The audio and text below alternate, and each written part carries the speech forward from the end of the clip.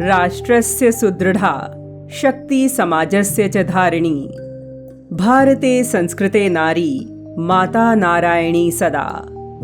भारत की नारी शक्ति का स्रोत है जो राष्ट्र को सुदृढ़ करती है तथा समाज को धारण करती है और देवी माँ की भांति सदा सर्वदा उनका पालन पोषण एवं संस्कार करती है। यह श्लोक भारतीय संदर्भ में नारी की भूमिका को सारतः प्रस्तुत करता है।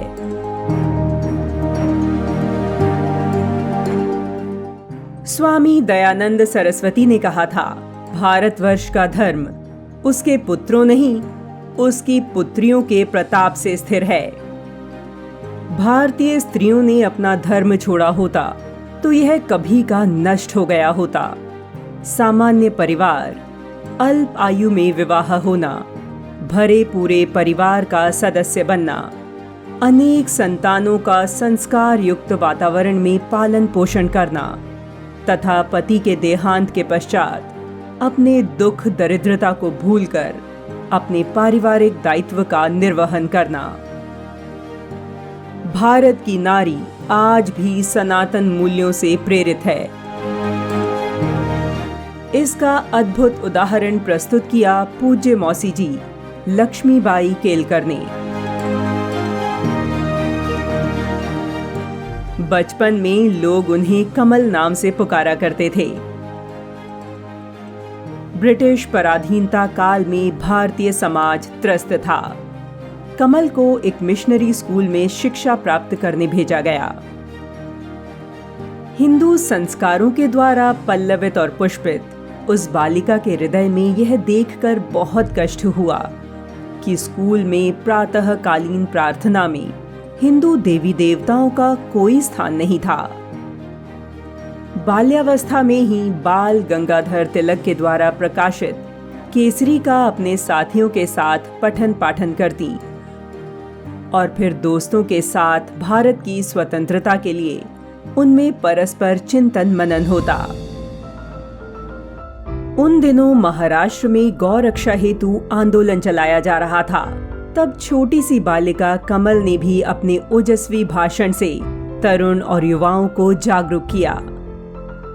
मन में दयालुता ऐसी थी कि जब प्लेग की बीमारी फैली तो अपने माता पिता के साथ मिलकर प्लेग से ग्रसित रोगियों की सेवा शुश्रूषा करते हुए अपने प्राणों की भी परवाह नहीं की थी नन्ही सी कमल ने।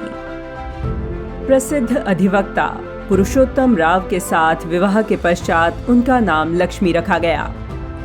विवाह के पश्चात जिस घर में गई उस घर में अपनी जेठानी और बाद में देवरानियों को भी भारत के स्वतंत्रता आंदोलन से जोड़ा। दुर्भाग्यवश जब वे सिर्फ 27 वर्ष की थी तब उनके पति का तपेदिक नामक बीमारी से देहांत हो गया। उन्होंने विकट परिस्थितियों में भी स्वयं को कमजोर नहीं पड़ने दिया तथा माता सीता, माता जीजाबाई और वीरांगना लक्ष्मीबाई से प्रेरणा लेते हुए भारत की स्त्रियों को सुसंगठित करते हुए उन्होंने भारत के गौरव और स्त्री की अस्मिता का परिचय कराने का दृढ़ निश्चय किया।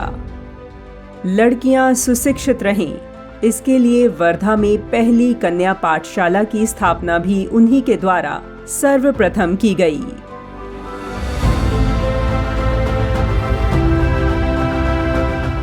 महाराष्ट्र में गुड़ी पड़वा पर अर्थात भारतीय नववर्ष पर अपने घरों के बाहर भगवा ध्वज लगाने की परंपरा उन्होंने फिर से शुरू की।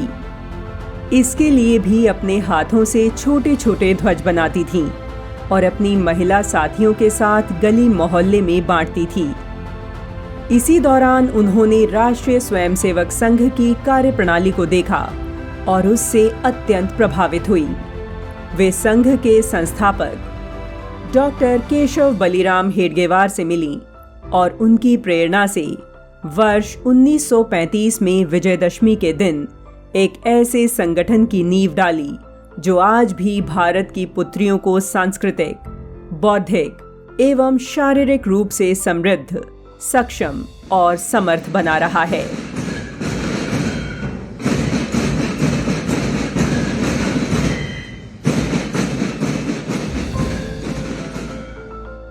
संगठन का नाम है राष्ट्रीय सेविका समिति।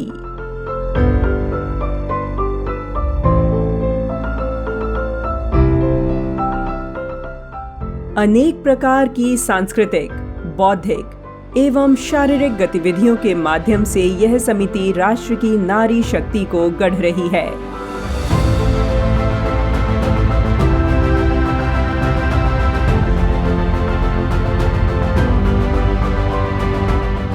मौसी जी का व्यक्तित्व ऐसा था कि स्वातंत्र्य वीर सावरकर भी उनकी प्रशंसा करते थे। राष्ट्रीय स्वयंसेवक संघ की कार्य पद्धति से प्रेरित होकर मौसी जी ने भारत की नारी शक्ति को सांस्कृतिक राष्ट्रवाद और चरित्रवान जीवन शैली का साधक बनना सिखाया।